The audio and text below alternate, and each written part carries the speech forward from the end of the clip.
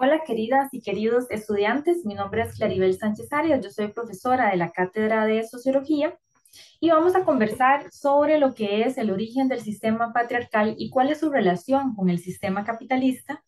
Además, el tema que nos compete para esta videoconferencia es también conversar un poco sobre lo que es el feminismo, lo que no deberíamos entender por feminismo, también dilucidar un poco cuáles son las diferenciaciones entre los géneros que se hacen y que persisten a pesar de los grandes avances que se han tenido en materia de derechos y por qué siguen representando una barrera importante para la igualdad y la equidad social entre hombres y mujeres. Una vez dicho esto, les voy a presentar un pequeño documento de PowerPoint para que ustedes puedan llevar el hilo de lo que les voy a comentar el día de hoy.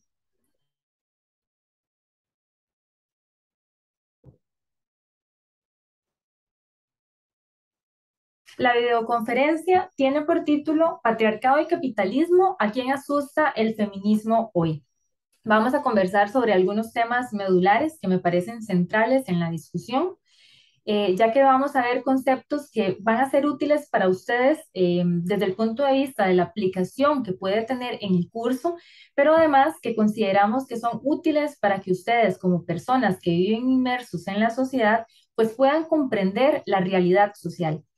Entre estos temas centrales, pues destaca ver cuál es el origen del patriarcado, ver cómo persiste todavía en la actualidad, establecer lo que es la relación entre el sistema patriarcal también y el capitalismo. Vamos a conversar sobre lo que es feminismo. Es importante considerar acá también lo que no debemos entender por feminismo. Conversaremos sobre las olas también del feminismo y cómo podemos entender algunas luchas actuales de ese movimiento feminista. Veremos un concepto muy importante, el cual es el concepto de interseccionalidad. Y bueno, por último vamos a cerrar con algunas ideas centrales de cómo podemos avanzar como sociedad hasta convertirnos en una sociedad muchísimo más equitativa.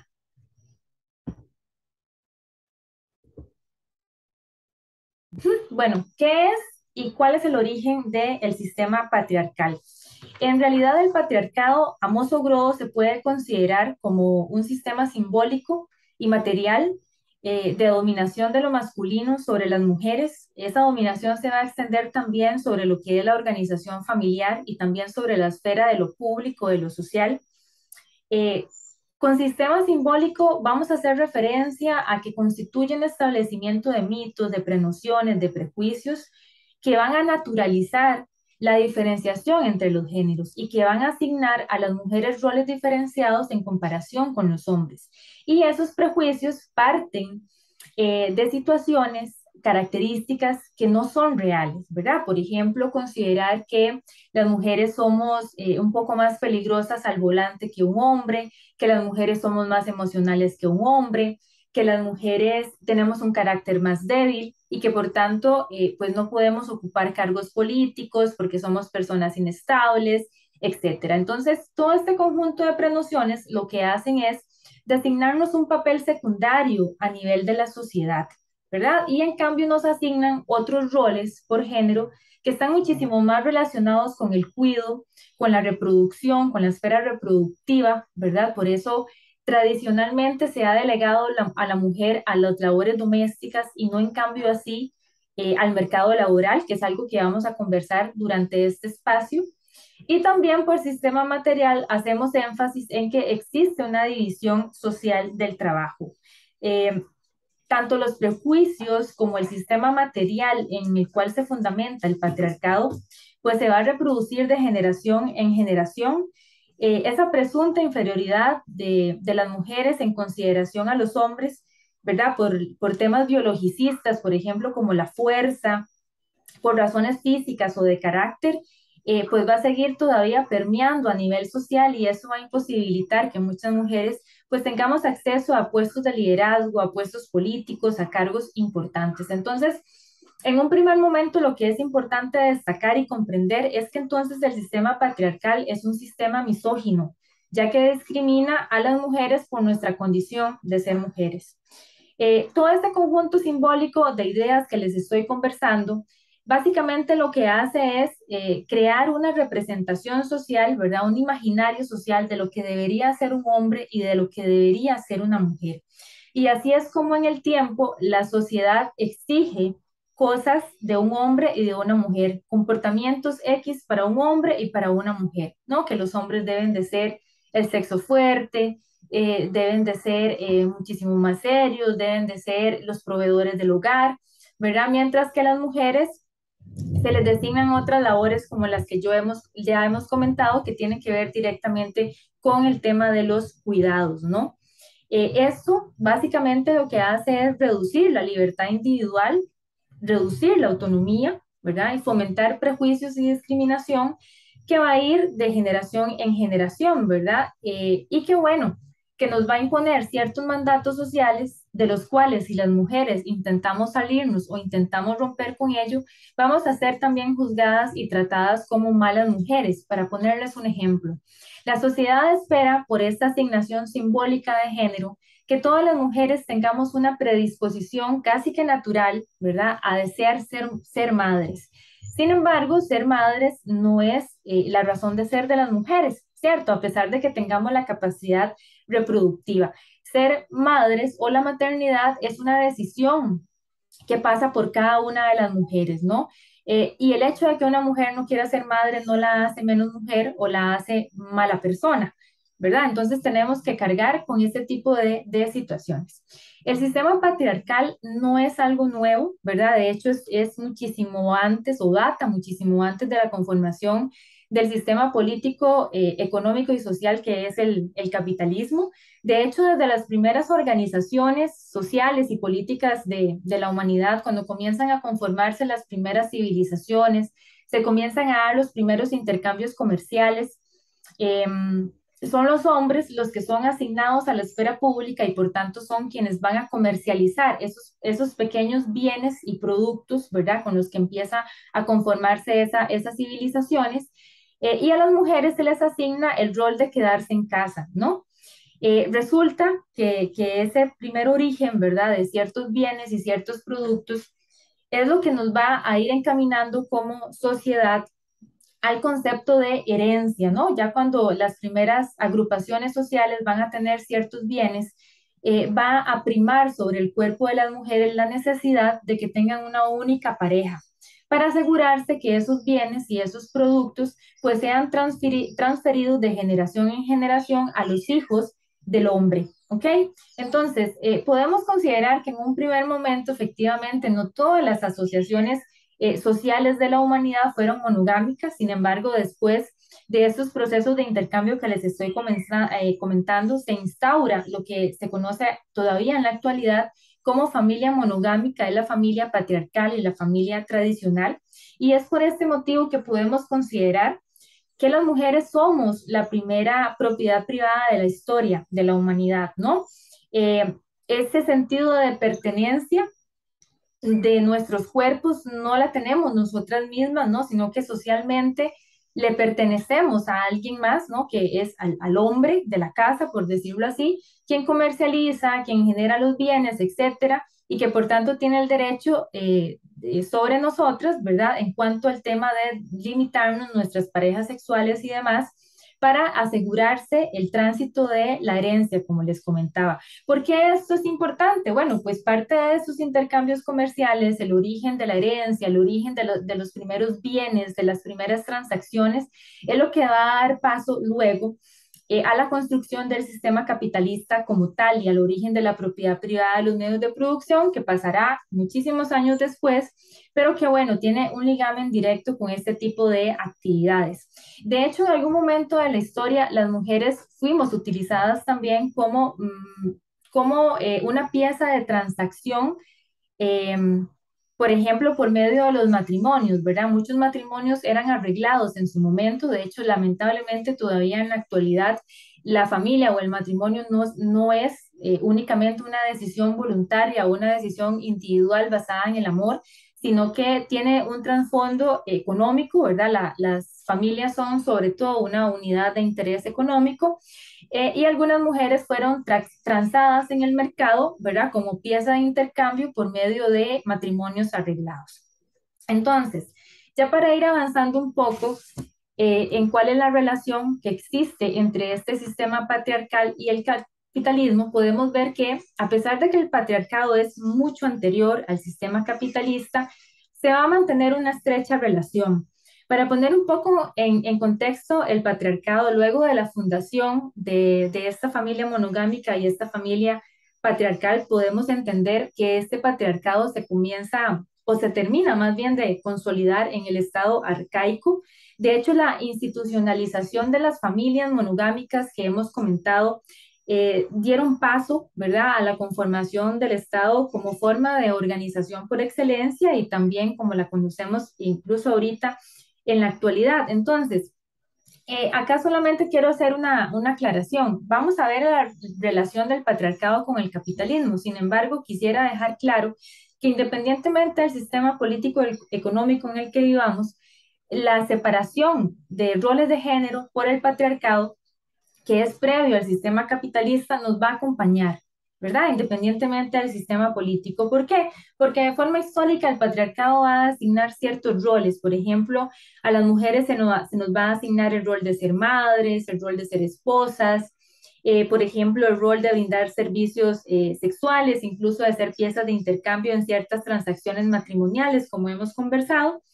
Y bueno, esto no solamente se va a reproducir en el capitalismo, sino que posiblemente se podría reproducir en otros sistemas político-económicos, ¿cierto? Sin embargo, vamos a ver cuál es esa estrecha relación entre patriarcado y capitalismo y por qué le es conveniente al capitalismo. Resulta que históricamente las mujeres hemos sido, como ya vimos también, asignadas a los roles dentro de la casa, o sea, todas las actividades que tienen que ver con el trabajo doméstico no remunerado, al trabajo también de los cuidados, y eso es un tema muy interesante, ¿no? Los cuidados, por ejemplo, de la crianza, de la guarda, de los hijos, eh, incluso los gestos, ¿verdad? De cuidar a un pariente que está enfermo, de que son las mujeres las que históricamente hemos, por ejemplo, acudido a cuidar a nuestros padres cuando se encuentran ya enfermos o en etapa terminal, etcétera. Entonces, todo este tema de los cuidados y todo ese tema del trabajo doméstico, somos mayoritariamente las mujeres quienes terminamos garantizándolo de forma gratuita. Esto para el sistema capitalista representa un ahorro increíble, ¿sí? Porque esa función social que tiene el trabajo no remunerado desde el punto de vista de las relaciones domésticas, si fuesen pagadas por el sistema capitalista, representaría un gasto más para el sistema. Y por ende, somos las familias quienes de forma privada vamos a realizar esta labor. Sí, eso no es lo justo, por decirlo de alguna forma, ¿ok? ¿Por qué? Porque es en la esfera reproductiva en la cual las familias y más estrictamente las mujeres, por medio del tema de los cuidados y las labores que realizamos, vamos a poder, digamos que crear y formar mano de obra para que las empresas puedan sobrevivir, ¿sí? Para que el sistema capitalista pueda reproducirse a sí mismo, para que haya fuerza de trabajo, ¿verdad? Y a través de personas asalariadas, de obreros y obreras que salen a la calle, que salen a la naturaleza a transformarla, ¿no?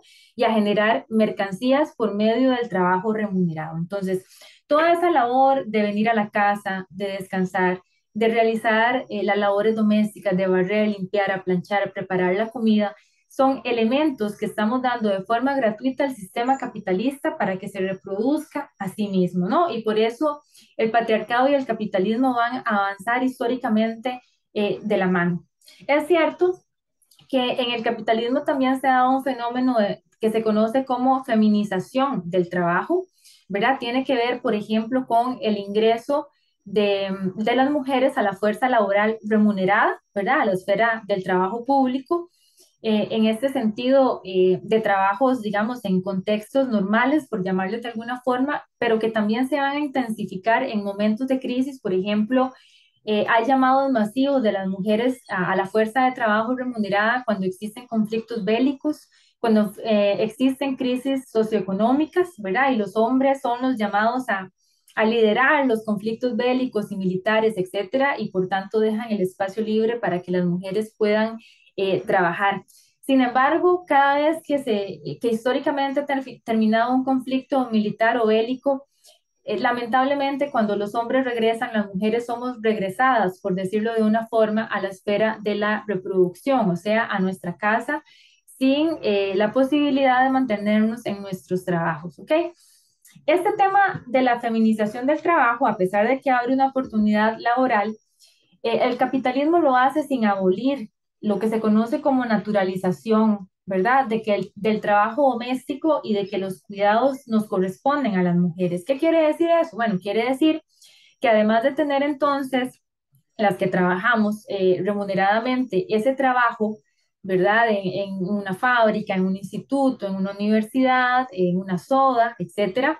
Además, tenemos que seguir cumpliendo de forma paralela con el tema de cuidar a los hijos, cuidar al adulto mayor, cuidar al hermano que padece alguna discapacidad, etcétera. Y que además tenemos que seguir garantizando el trabajo doméstico no remunerado. ¿Ok? Esta es una situación que coyunturalmente se ha acrecentado muchísimo por el tema de la pandemia, ¿verdad? Vemos cómo, por ejemplo, el teletrabajo sumerge a las mujeres mayoritariamente en tener que estar haciendo varias labores a la vez, además del trabajo remunerado, estar con el cuidado de sus hijos y además del cuidado de sus hijos, estar también realizando las actividades domésticas. Entonces, al final, las mujeres terminamos realizando 2 o 3 jornadas laborales diarias. Cierto. Además, hay un tema interesante que tiene que ver directamente con cómo nos explota el capitalismo a las mujeres por el hecho de ser mujeres.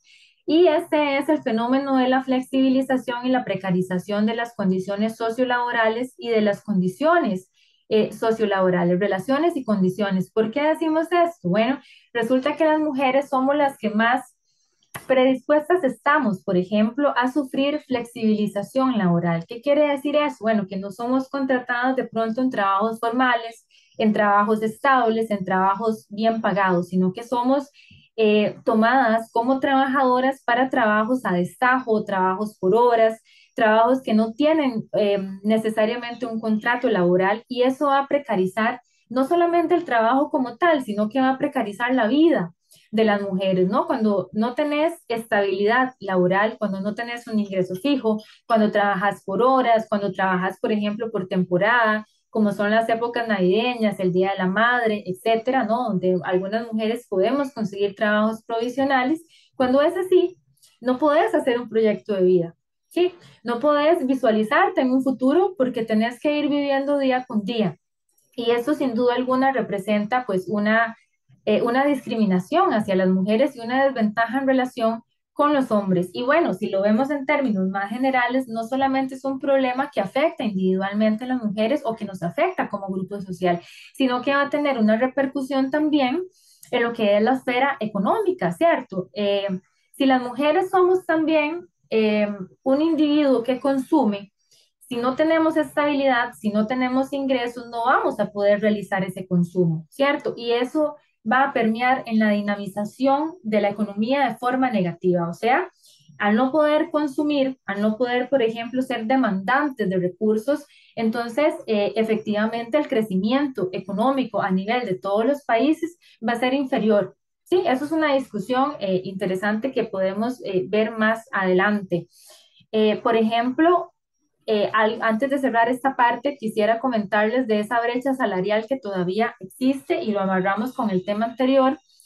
Esta brecha salarial entre hombres y mujeres existe a pesar de que las mujeres tengamos el mismo título y la misma experiencia que un hombre por el mismo puesto de trabajo con el mismo título. ¿Se entiende? Entonces, me explico, más bien, disculpen. Es un tema que se las trae todavía, que lamentablemente seguimos partiendo del hecho de que las mujeres, por alguna razón desconocida, que no puede ser otra cosa más que la misoginia, estamos ganando muchísimo menos dinero que los hombres.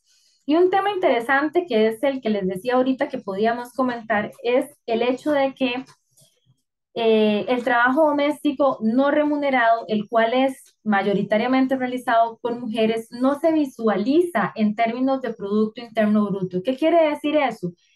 Quiere decir que si yo hago el ejercicio de tomar las horas laborales, o más bien de labores domésticas no remuneradas y les asigno un valor, ¿verdad? Como se las podría asignar a las horas laborales en una empresa, entonces ese monto total, ¿verdad? Que son aproximadamente 6 billones de colones al año, no son visualizados ni reportados por medio del PIB, ¿verdad? Que es el Producto Interno Bruto, que es lo que nos sirve en la macroeconomía para visualizar el crecimiento económico de un país. Entonces, vemos cómo el patriarcado y su relación con el capitalismo no solamente está perjudicando a las mujeres, sino que además está perjudicando la misma economía. ¿Ok?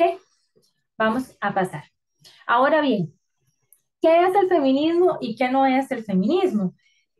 Ya vimos lo que es el sistema patriarcal. Es un sistema, para hacer un pequeño resumen, es un sistema de explotación, ¿verdad? Tanto simbólico como material, que va a crear una diferenciación entre hombres y mujeres y que esa diferenciación va a ser discriminatoria hacia las mujeres, ¿ok? El capitalismo, bueno, un sistema político, económico y social, ¿verdad? En el que existe clases sociales que se fundamentan en la existencia de los medios privados de producción y bueno, y que ambos juntos, ¿verdad? Pues forman una especie de palanca todavía más discriminatoria hacia las mujeres, ¿verdad? Una mancuerna de discriminación hacia las mujeres. Entonces, ante todo este panorama, ante esta realidad, ¿verdad? Social imperante desde hace un montón de años, surge el movimiento feminista. Eso es el feminismo. El feminismo es un movimiento social, ¿verdad? Por eso es que el feminismo no puede ser considerado como antónimo del machismo, ¿sí? No es, ¿verdad? Feminismo por un lado, machismo por otro, no. El machismo es una práctica incorrecta que presume la superioridad de los hombres y que por tanto es discriminatoria hacia las mujeres. En cambio, el movimiento feminista es un movimiento social antidiscriminación y antihegemónico que apunta a la equidad de los derechos entre los géneros. ¿Qué quiere decir eso? Bueno, que quiere buscar una equidad social entre hombres y mujeres, los mismos derechos y los mismos deberes. Ahora bien, ¿qué es algo necesario de destacar acá? Porque algunos o algunas estarán preguntando, bueno, pero es que las mujeres, por ejemplo, reclaman ciertos derechos que los hombres no tenemos. Resulta que los hombres y las mujeres somos diferentes, ¿sí? Individualmente hablando. Entonces, los derechos deben de corresponder a las necesidades particulares del grupo social del que estamos hablando. Sí, un derecho debe solventar una necesidad. Les pongo un ejemplo. Las mujeres tenemos capacidad de parir. Tenemos capacidad de quedar embarazadas y capacidad de parir. ¿Debemos de tener entonces derechos reproductivos diferenciados a alguien que no tiene capacidad de parir? Efectivamente, sí tenemos ese derecho, ¿verdad? En este caso, los hombres no tendrían un derecho al respecto de eso, más allá de que se les respete su sexualidad y tener acceso a anticonceptivos, hacerse la vasectomía si lo desea, ¿cierto? Pero las mujeres necesitamos una jurisprudencia que, por ejemplo, regule nuestra decisión de ser madres o no. Que, por ejemplo, si nuestro producto o feto es inviable con la vida, entonces que podamos tener acceso al aborto terapéutico, ¿cierto? Que es toda una discusión en Costa Rica. Entonces, por eso es que las mujeres necesitamos ciertos derechos particulares porque tenemos necesidades particulares. Igualmente, eh, cualquier otro grupo social, ¿verdad? Va a tener necesidades diferentes. Por ejemplo, las personas indígenas, las personas con discapacidad, las personas afrodescendientes, y por eso es que pues cada derecho debe responder a una necesidad. Ok, vamos a ver entonces un poco cuáles son o cuáles fueron más bien o han sido esas olas el feminismo. Teóricamente destacan 4 olas del feminismo y la cuarta es en la que todavía hoy por hoy nos mantenemos. Entonces, em, la primera tuvo que ver con el tema meramente de la lucha por el reconocimiento de las mujeres y su naturaleza, o sea, fue un movimiento feminista que se le conoció en su momento como feminismo liberal, ¿verdad? Se dividió en dos fases, una fase muy, muy biologicista en el sentido de que se discutió qué era lo que definía a una mujer como mujer, ¿verdad?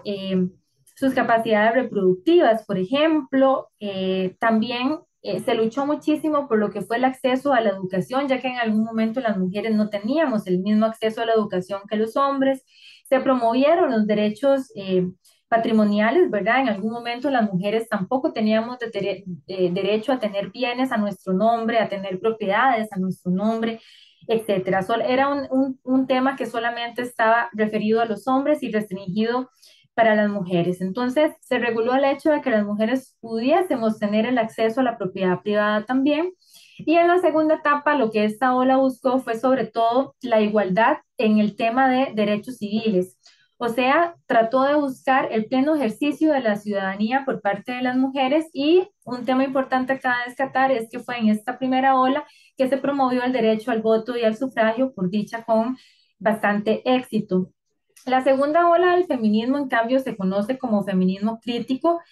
Se comienzan a cuestionar en esta segunda ola el concepto de qué es lo femenino, de qué es lo masculino, de si existe una forma específica de ser hombre o si existe una forma específica de ser mujer, ¿verdad? Y se comienzan a debatir entonces todos los estereotipos de géneros, a decirse, por ejemplo, de que las mujeres no nacen, sino que las mujeres se hacen, ¿verdad? Que el género es una construcción social y demás. Hay toda una lucha por el reconocimiento de los derechos sexuales también y reproductivos de las mujeres. Es en este momento donde se reconoce la existencia y se crean también los métodos anticonceptivos y por tanto comienza una discusión sobre la posibilidad del control de la natalidad y surge un tema muy interesante, un concepto muy interesante que es la sororidad, que bueno, es la hermandad, por decirlo así en términos muy sencillos, entre las mismas mujeres. Ya en una tercera ola, el feminismo es conocido en este momento como un feminismo decolonial, ¿verdad? Comienza entonces en esta fase a tomar muchísima importancia lo que es la diversidad cultural, el tema de otros elementos, por ejemplo, la existencia de clases sociales, y esto comienza a abrir el debate entre las corrientes feministas. Es acá en la tercera ola donde se va a colocar sobre la mesa de discusión el concepto de interseccionalidad, que vamos a ver un poquito más adelante.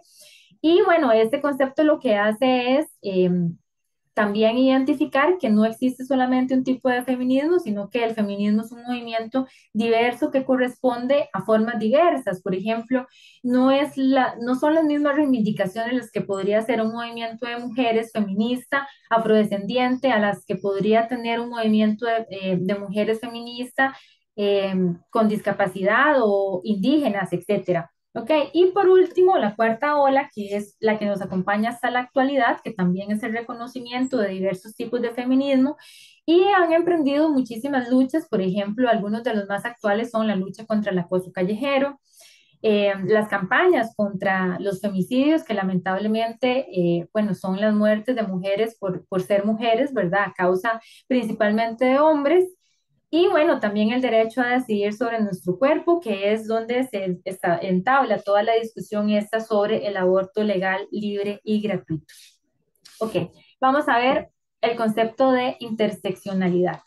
Es entonces, como les decía, el reconocimiento del feminismo como un movimiento diverso, ¿verdad? Ya vamos a considerar que no es lo mismo, por ejemplo, hablar de la lucha de los derechos de una mujer tal vez blanca, de clase alta, con la universidad completa, ¿verdad? Con acceso a medios de producción, que vive, por ejemplo, en el Valle Central, a los derechos que pueda estar exigiendo una mujer que, en cambio, ¿verdad? Es de procedencia indígena, vive en Alta Talamanca, tiene acceso a la educación y a la salud de forma diferenciada, incluso muy reducida, ¿verdad? Entonces, obviamente, no hay igualdad de condiciones, ¿cierto? Porque hay temas de fondo como, por ejemplo, la procedencia, la etnia, la clase social, el estrato socioeconómico, etcétera. Entonces, el concepto de interseccionalidad lo que busca es que se tome de una forma ampliada el concepto de justicia social y diga, bueno, la lucha feminista no solamente debe luchar de forma abstracta por el derecho de las mujeres en general, sino que debe particularizar eh, la lucha de las mujeres de forma particular, entonces, según sus necesidades. Por ejemplo, bueno, si el movimiento feminista va a lograr en su lucha un reconocimiento por los derechos de las mujeres indígenas, de las mujeres campesinas, de las mujeres afrodescendientes y demás. Entonces, a eso hace referencia ese concepto de justicia social ampliado. Y bueno, es a partir de ese concepto entonces que se va a reconocer el feminismo en plural y no en singular. ¿Okay? Ese es un concepto importantísimo entonces que nos acompaña hasta nuestros días. En América Latina, por ejemplo, el reconocimiento de los diferentes tipos de feminismo es muy importante ya que somos una región muy, muy heterogénea, ¿cierto? Tenemos particularidades muy diferenciadas entre los países y además somos muy diferentes a lo que podría pensar uno de las relaciones sociales, ¿verdad? En Europa y demás. Eh, Porque hay rezago económico, ¿verdad? Porque hay pobreza, porque hay diversos tipos de discriminación que lamentablemente nos acompañan en nuestra región. Y en este caso, en América Latina, por ejemplo, es muy, muy popular, por decirlo de alguna forma, lo que es el feminismo comunitario y el feminismo decolonial. Estos dos son importantísimos, entonces pueden tomar nota de eso. Ok, vamos al tema medular que nos acompaña o que el día de hoy, ¿verdad? Que es como el fundamento para tener esta videoconferencia. Entonces, la pregunta es, ¿a quién resulta que asusta el feminismo hoy? ¿Verdad? Veamos que el movimiento feminista es un movimiento emancipador. ¿Por qué? Porque busca romper o cuestionar el orden establecido. Si el orden establecido es discriminatorio, es diferenciado, no es equitativo, ¿verdad? Sino que sumerge a las mujeres en situaciones incluso hasta de riesgo de su propia vida con el tema de los femicidios. Si, por ejemplo, se nos delegan, como vimos antes, de forma digamos que diferenciar las labores domésticas, si esa labor recae sobre nuestros hombros, si somos nosotras las que realizamos los cuidados, y aún así, digamos, seguimos sin poder insertarnos en nuestra totalidad a la esfera laboral, sin recibir, y las que lo logramos no recibimos el mismo salario, etcétera. Entonces, obviamente, sí es un movimiento que cuestiona lo existente, y lamentablemente las personas solemos normalizar lo que existe como lo correcto, a pesar de que no es así, ¿ok? Entonces, bueno, el movimiento feminista como movimiento emancipador, al igual que cualquier otro movimiento social emancipador, va a causar miedo. Miedo a lo desconocido, miedo a lo que vendrá. Y también, bueno, porque en el status quo, en ese orden establecido que conocemos, pues existen grupos de poder que ya están instaurados, que tienen cuotas muy altas efectivamente de reconocimiento público y además hay grupos conservadores y el feminismo cuestiona los privilegios de estos grupos. Les voy a poner dos ejemplos.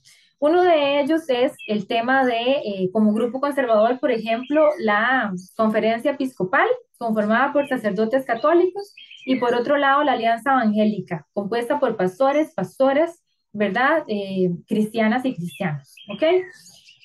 Su forma de creer, su forma de ver el mundo y la forma en la que está estructurada la jerarquía y sobre todo en este sentido la jerarquía de la Iglesia Católica imposibilita los derechos o el acceso a los derechos de ciertas mujeres, ¿cierto? O sea, las creencias de que, por ejemplo, las mujeres tenemos que cumplir un mandato divino, que es el de ser madres, el de ser esposas, el de entregarnos a la labor de la crianza, de que no podemos tener acceso al aborto, por ejemplo, porque es pecado, eso va a cuestionar los privilegios de estos grupos en el poder y por tanto no les conviene el movimiento feminista. Sí, por eso los veremos en televisión hablando en contra del movimiento feminista.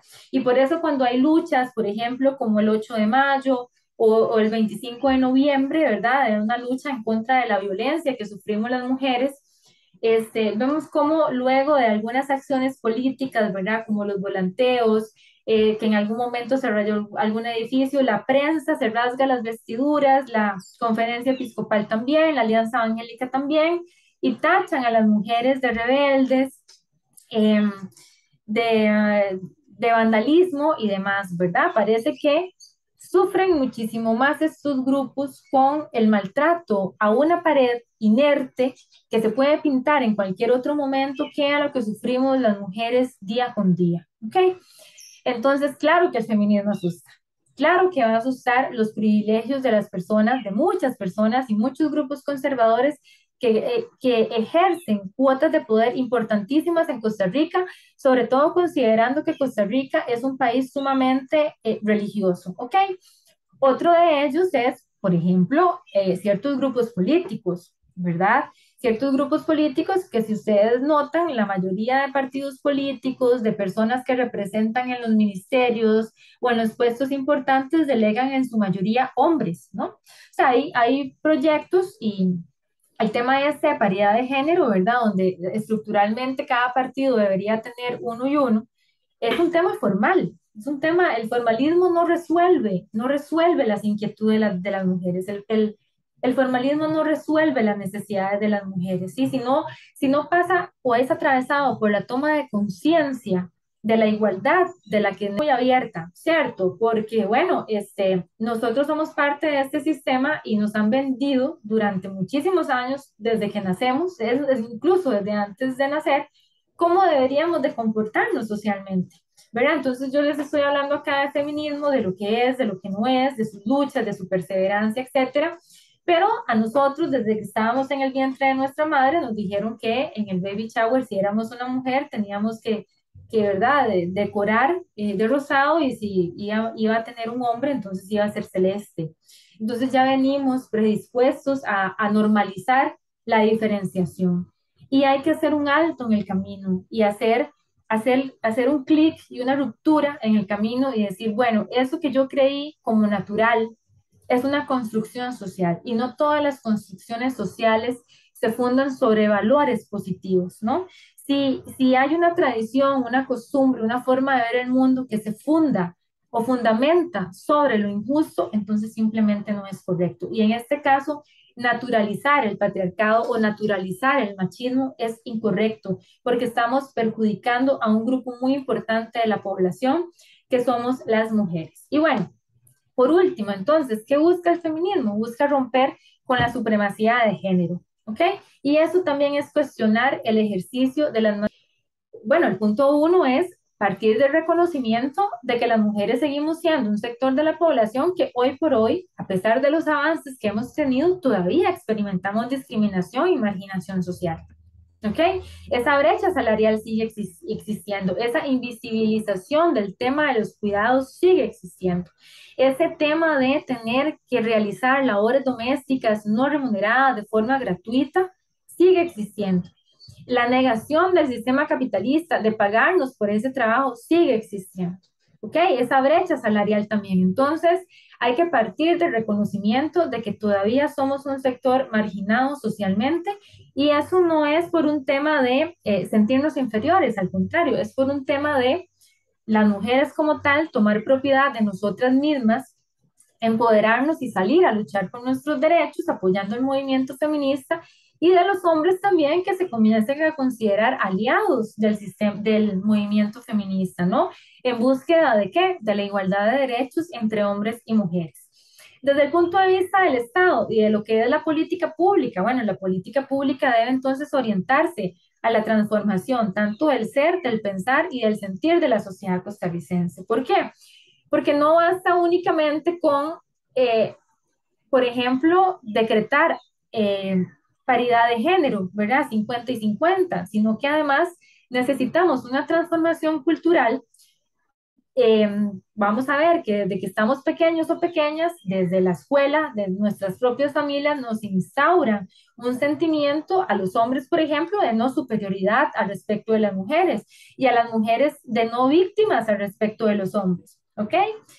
Vamos a tener que buscar y propiciar una sociedad que deje de romantizar el hecho de que las mujeres tenemos que ser madres a pesar de no querer ser madres, de que, por ejemplo, tenemos que casarnos para poder ser exitosas, ¿verdad? O que dependemos de un hombre para. Igualmente, los hombres deben de romper con todos esos paradigmas y con todas esas formas de ver, pensar y sentir. Por eso, las transformaciones culturales y sociales son también muy importantes para conseguir esa sociedad más equitativa que necesitamos propiciar y experimentar. Y además, para evitar situaciones tan dolorosas, ¿verdad? Como la normalización, por ejemplo, de la cultura de la violación, que se reproduce con canciones, con chistes misóginos, para evitar, por ejemplo, la muerte de las mujeres por culpa de abortos clandestinos, para dejar de normalizar, por ejemplo, los femicidios y decir que los femicidios no existen, que es un homicidio más, cuando en realidad existe claridad de que muchas mujeres son asesinadas por el hecho mismo de ser mujeres. Entonces, bueno, el Estado, en síntesis, debe velar por la eliminación de la brecha social que separa a los hombres y las mujeres. Y por último, yo quisiera mencionarles solamente algunas luchas que ha desarrollado el movimiento feminista, ¿verdad? En la actualidad, y que bueno, que son importantes, ¿verdad? Por ejemplo, la lucha en contra del acoso callejero, se han promovido proyectos de ley al respecto de esto, ¿verdad? Existe también un colectivo que se llama Aborto Libre en Costa Rica. Es un colectivo muy importante, ¿verdad? A pesar, yo sé que los que me están escuchando pueden tener posiciones diversas al respecto del aborto. Sin embargo, es un tema que no debemos callar, es un tema que como sociedad debemos discutir y que las mujeres somos quienes debemos de tomar una decisión al respecto. Entonces, solamente para comentarles, existe un movimiento popular, ¿verdad?, de aborto libre en Costa Rica que se está dando a la tarea de recolección de firmas para poder presentar un proyecto popular en la Asamblea Legislativa, ¿verdad?, que justamente regule este tema. Además, se ha instado al Estado costarricense, a pesar de que este no nos ha escuchado, o por lo menos no nos ha escuchado del todo, a que declare una emergencia nacional por el tema de los femicidios, ¿verdad? Las cifras de femicidios anuales en Costa Rica son alarmantes. Las más sonadas, yo sé que ustedes la conocen, ¿verdad? Situaciones de mujeres turistas que han venido a pasear a nuestro país y que resultan asesinadas. Entonces, eso solamente se los dejo por ahí para generar conciencia. Eso es lo importante también de la sociología, ¿verdad? Ver cómo todos esos conceptos no solamente nos ayudan a pasar el curso, que tenemos sin duda que aprobar, sino que también nos dan herramientas para conocernos a nosotros mismos y de reconocer también cuál es nuestra posición en la sociedad, convertirnos o propiciar ser personas críticas, ¿verdad? Con herramientas sociales para discernir qué posición política tomar al respecto de ciertos conflictos sociales, en este caso particular, los conflictos que atañen, por ejemplo, a hombres y mujeres, ¿verdad? Por la diferenciación de género.